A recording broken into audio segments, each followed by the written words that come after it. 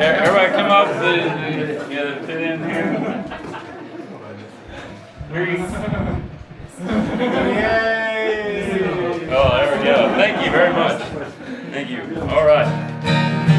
All right, we have all 6 strings. We'll see how long it lasts. We'll start out with something fun here. Let's see. We got any Garth Brooks fans in the house? Yep. Yeah. There we go. Okay. We got a few. There we go.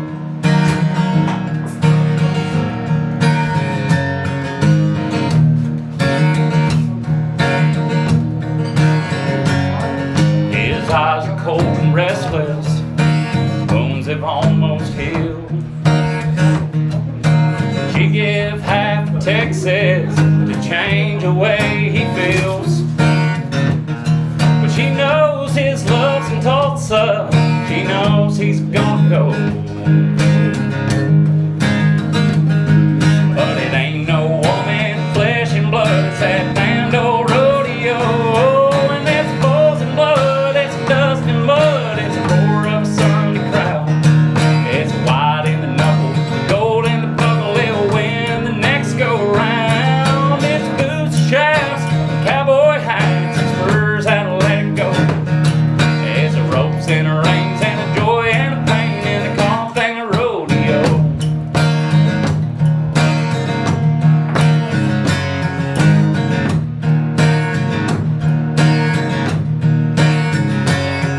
She does her best to hold him when his love comes to call. And his need for end control, and then her back's against the wall. So it's so long, girl, I'll see you when it's time for him to go.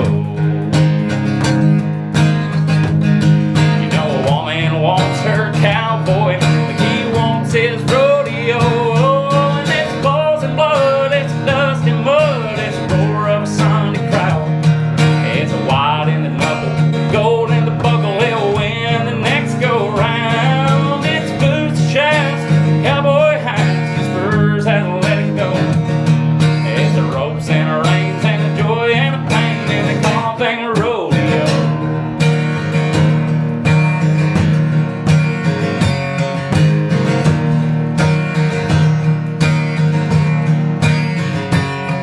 It'll drive a cowboy crazy.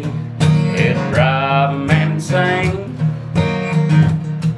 He'll sell off everything he owns just to pay to play your game. And a broken home that's broken bones is all he'll have to show. For all the years that he spent chasing this dream they call rodeo. And it's bulls and blood, it's dust and mud, it's the roar of a Sunday crowd. It's a white in the knuckle, the gold in the buckle. It'll win the next go round. It's boots, shafts, cowboy hats, and spurs that'll let it go. It's the ropes and the reins and the joy and the pain and the calm thing of rodeo.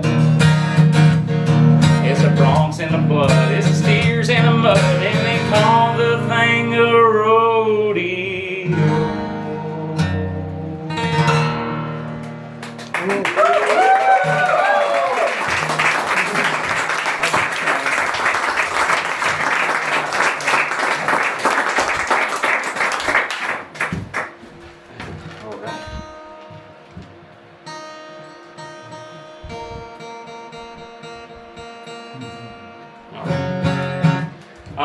So I lived in this this little bitty studio apartment. It was smaller than this place. It was like half the size of this place, and it was just north of Nashville.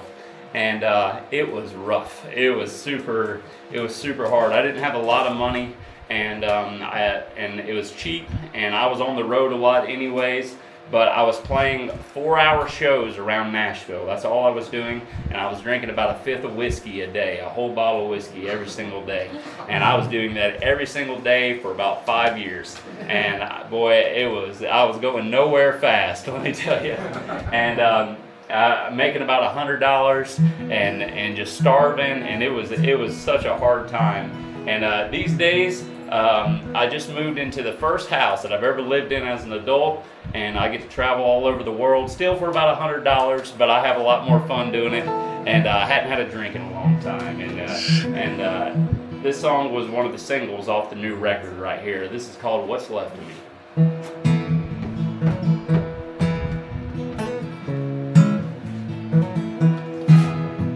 I had a lot of fun in my 20s, but it was best to leave them be. I having habits for habits and pushing away anyone that cared for me. And trying to be the life of the party, I almost killed more than my youth. But the fact is I lived to tell all of it, and I don't need any proof. A little worse for the wear, but I wear it better with a heart on my sleeve that's worn in weather. These days I can sew it together with whatever hope I find. Yes, the memories don't fade, they're closer with time. I partner you breathing further behind, so I pick up piece by piece, 'cause I've got dreams to dream, and I'm still betting on what's left of me.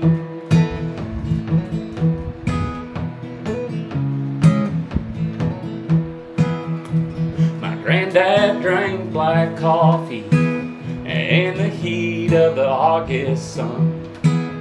Well, I never knew why, but I'm not gonna lie, these days I have me some. And towards the end he found religion, like a lot of old folks do. With a little grace I'll run my race and maybe find some too. A little worse for the wear, but I wear it better with a heart on my sleeve that's worn and weathered, 'cause these days I can sew it together with whatever hope I find. Yes, the memories don't fade, they're closer with time. I partner you breathing further behind, so I pick up piece by piece, 'cause I've got dreams to dream, and I'm still betting on what's left of me.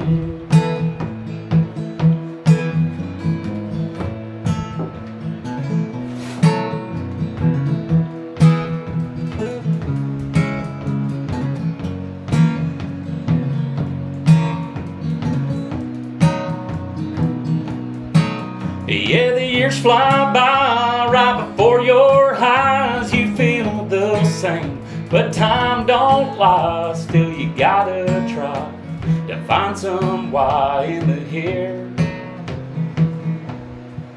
A little worse for the wear, but I wear it better with a heart on my sleeve that's worn and weathered, 'cause these days I can sew it together with whatever hope I find.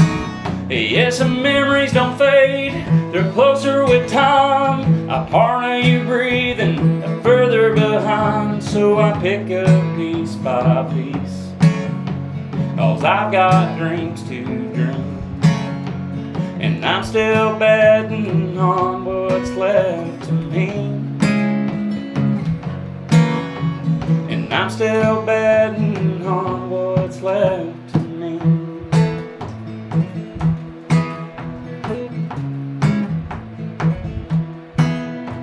I had a lot of fun in my 20s, but it was best to leave them be.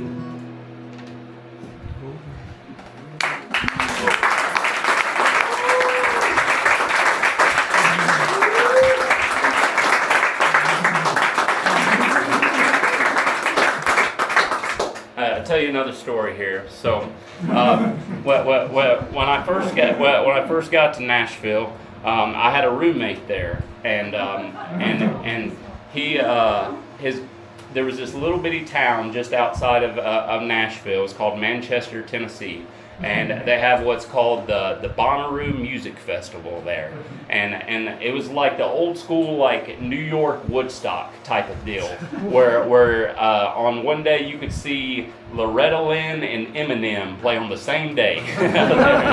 It's my kind of festival, and so. My buddy, his grandfather was the fire chief, and so we got EMS passes to go into the festival, which basically all that meant is we just got to bring in our backpacks. That's all. It wasn't anything crazy, and we got in for free. That's all that meant.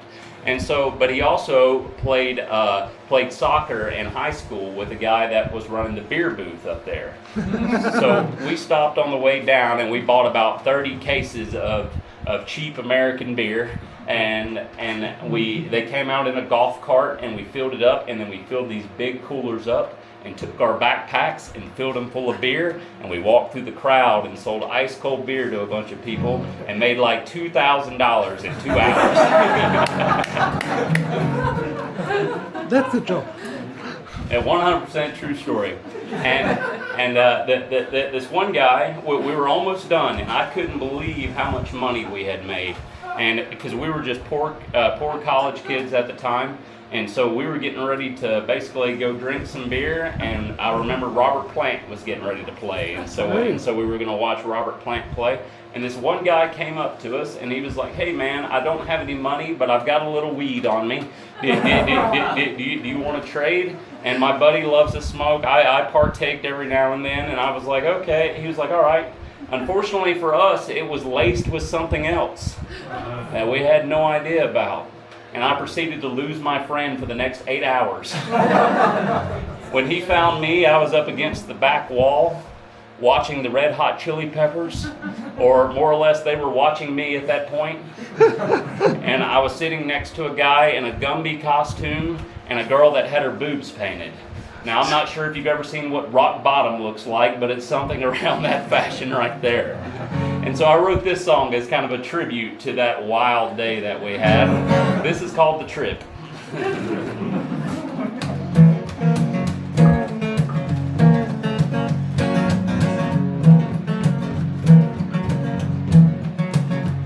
Well, I was sitting on my ass just rolling grass, kicking back and watching golf. I took a couple big puffs, but it didn't do much. Yeah, I figured that I got it ripped off. But when I heard a knock on the door, I thought, oh my Lord, as I tried to hide my stash. When I opened it wide, it was the FBI telling me that I needed to pack. So we hopped in the car, went pretty damn far to this bunker out in the hills. Yeah, they gave me my credentials, said it's confidential, and told me that aliens are real. I said I knew it, I always knew it. I saw him back in '92. He said we gotta get to prepping to keep from Armageddon, but you're gonna help see us through. You're gonna take a little trip on a big spaceship to the west side of Mars. We'll trade them anything they want as long as they don't come down here where we are. They'll say nothing's wrong, keep your helmet on, cause they can sure read your mind. I ain't trying to be tough, but if you screw this up, boy, we're all gonna die.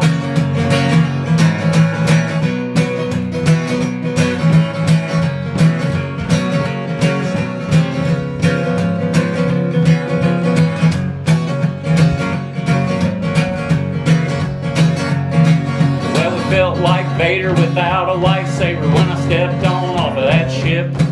Getting NASA on the phone cause old Armstrong ain't never had to deal with this shit.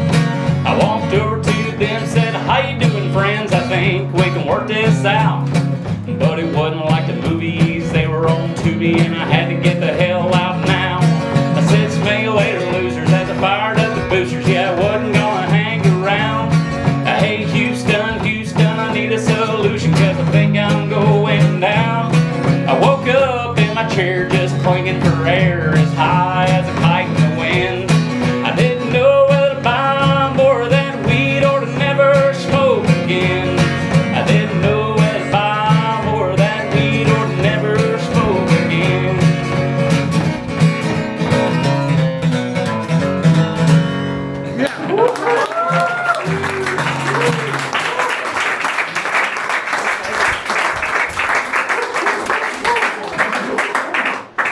promise you, Jeremy McComb does not have a song that dumb. Oh, thank you. Fly away.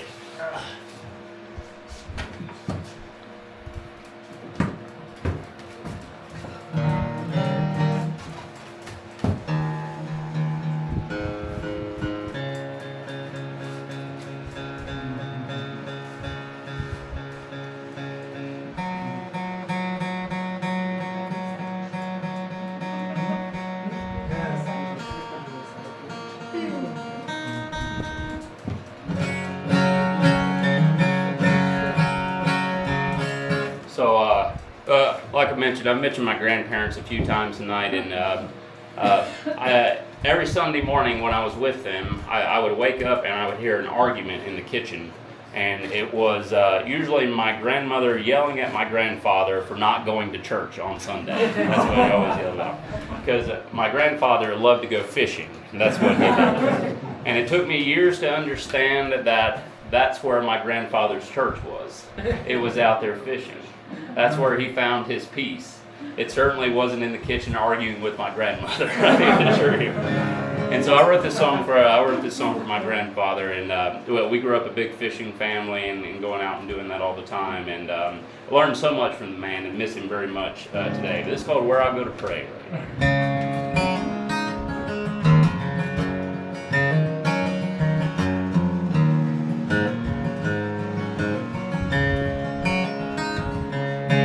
Never saw Grandpa go to church. Every Sunday he'd make his coffee and put on his flannel shirt. Then he'd go off in that truck of his. Nobody really knew where he really went. So one day I followed him down. He was sitting by the lake with his head bowed,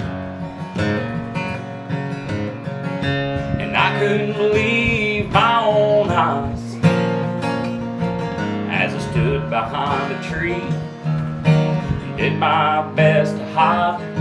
He had his King James Bible sitting on his tackle box, and he was talking to the good Lord about Grandma and the crops. I froze like the snow when he saw my face. He said, "Grandpa, I've never heard you talk that way." And he said, "Son, this is where I go to pray."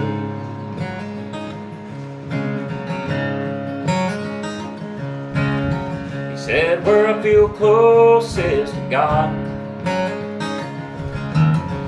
on a muddy bank with a fishing rod, and them old church pews hurt my back, but this lawn chair of mine don't feel too bad. I keep my King James Bible in my tackle box, and I talk to the good Lord about everything I'm not. Maybe one day you'll do the same thing, come down this very same way. Yeah, the way where I go to pray.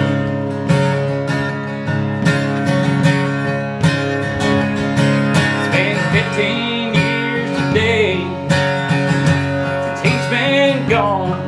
I usually go to church, but today I won't. I'm gonna grab that tackle box, his old King James, and go down to that very same lake. Yeah, the lake where I learned to pray, where he goes to pray.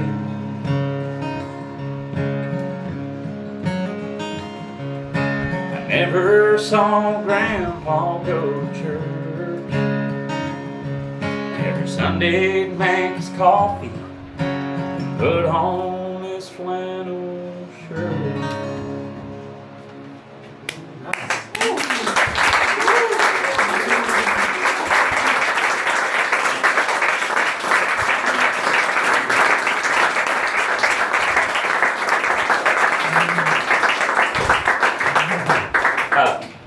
But before we get into these final few songs right here, if y'all would just indulge me and just waving, making some noise, just help me out here. In the age of social media, I have to tell everybody that I showed up for work today. Okay.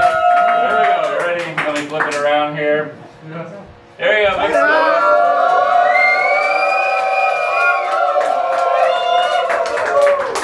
Thank you very much. Okay. We have done our job. We can all relax now. Meta and Instagram will be happy. That's great. All right. All right, here we go. So this has been my most streamed song on Spotify and all the streaming services, whatever you listen to. I think it just crossed over 800,000 plays or something on there. So we're working our way up there. And I put this song out in 2020, which let me tell you, that was a great time to release some music. There wasn't nothing going on in the world at all. And so I did a radio tour for this song. And guys like me normally don't get to do radio tours. That's normally reserved for the big boys.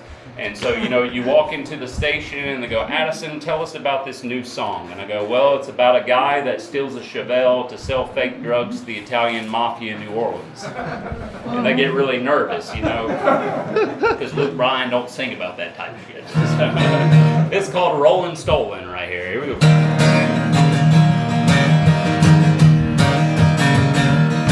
I got a pound of white powder up under my bed and I really gotta get it gone. So I went down to old Bobby Gentry's house cause I knew he wasn't home. Yeah, I really had to hustle. That American muscle was tucked in the kudzu vine. With a little hot fire, I was spinning tires and I heading toward the county line. And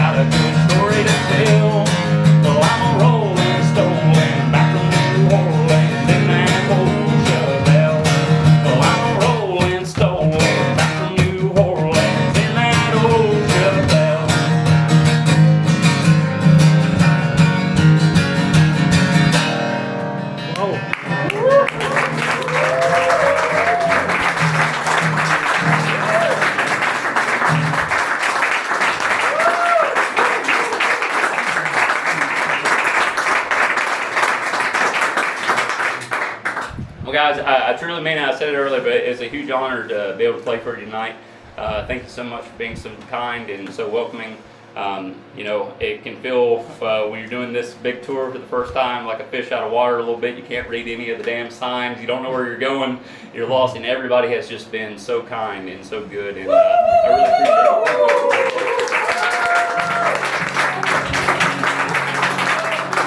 I've been ending my shows with this song for the last several years, and so it's the last official song tonight. And I wrote this song because I grew up a big George Jones fan, and one of my biggest regrets in music was I never got to have any kind of engagement with my hero. Never even got to see him play live. I was just born a little too late, and so I wrote this song as a song that I would have pitched to George Jones, and it's kind of a way that I've been able to stay connected with my hero. And so this is called "Out of Control" right here.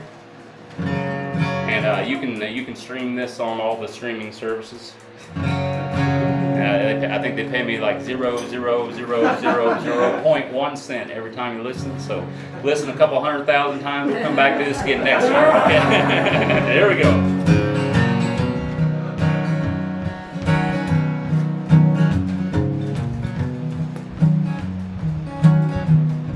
We're down in this bar room. The sun shines through the blinds,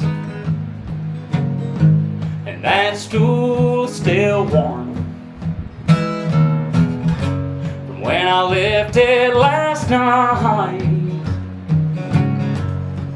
The people pass by me like an old abandoned car,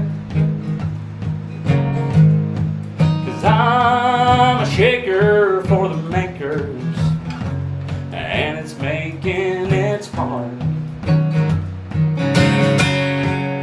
Out of control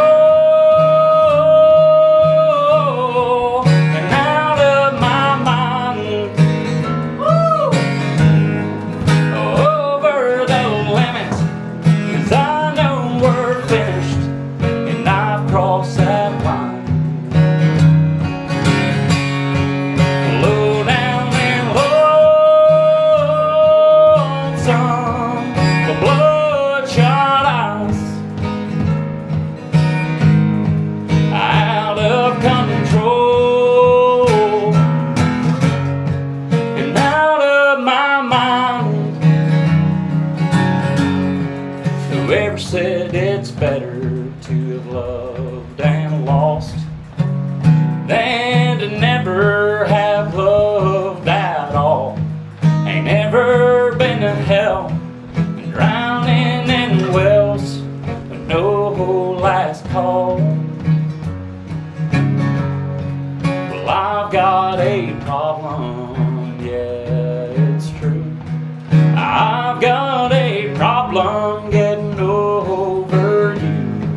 I fell off that wagon when you went to packing for someone new. Well, out of control and out of my mind. Over the limit, 'cause I know we're finished and I've crossed that line. Low down and lonesome,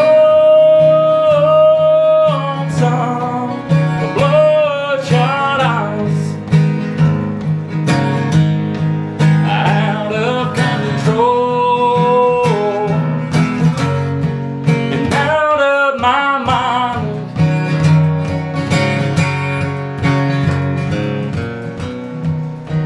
Thank you so much, guys. I appreciate it. Thank you for coming out.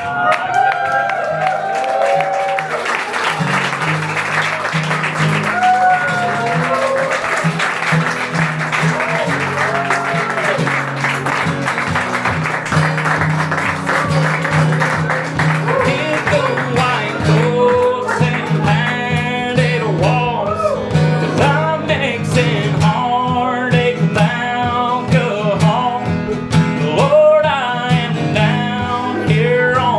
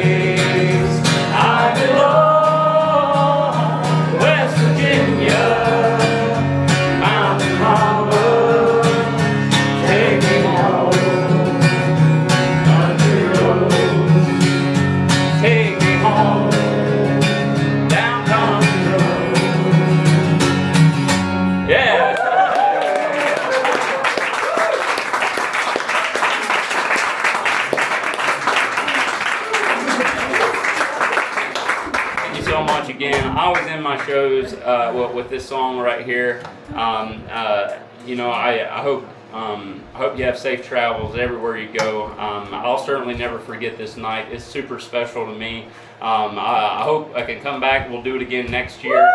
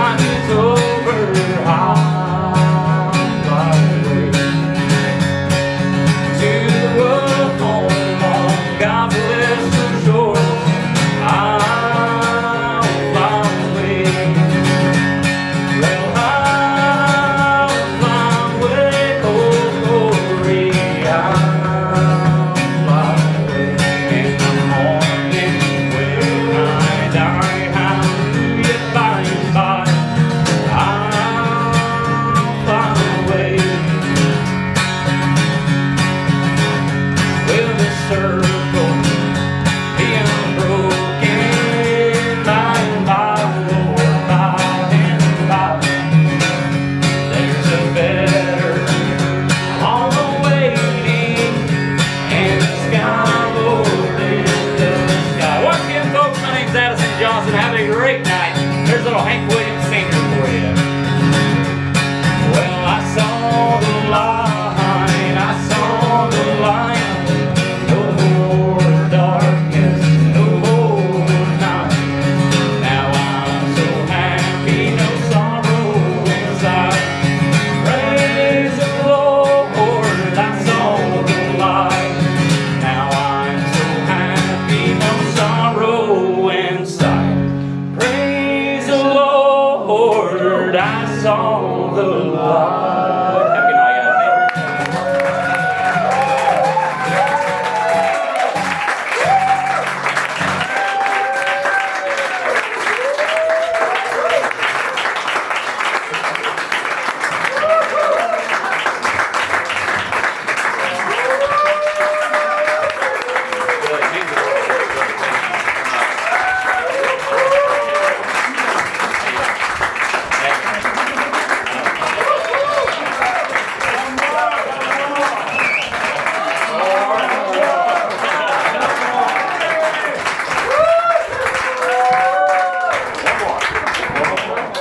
One more. Well, all right. Well, what are we gonna do? What can I mess up? Let's think.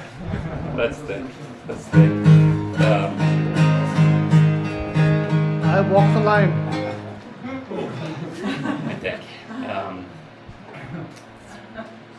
Let's see. Okay.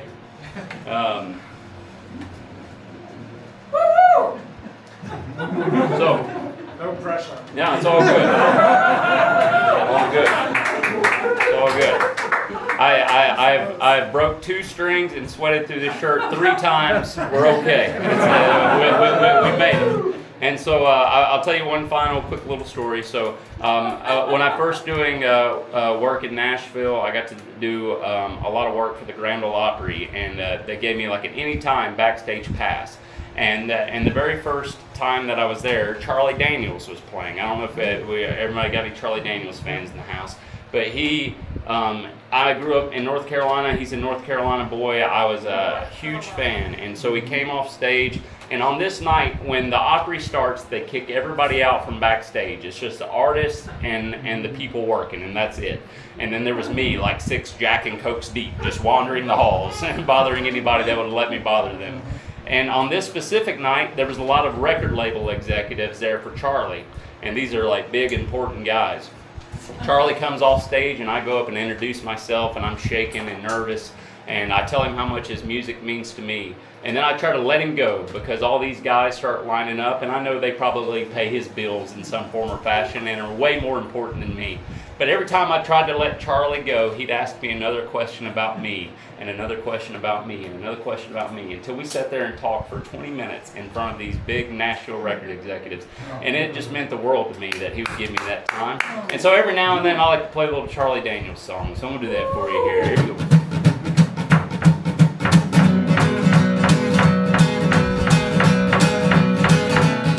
Well, I'm sitting on a bar stool acting like a darn fool. That's what I'm doing.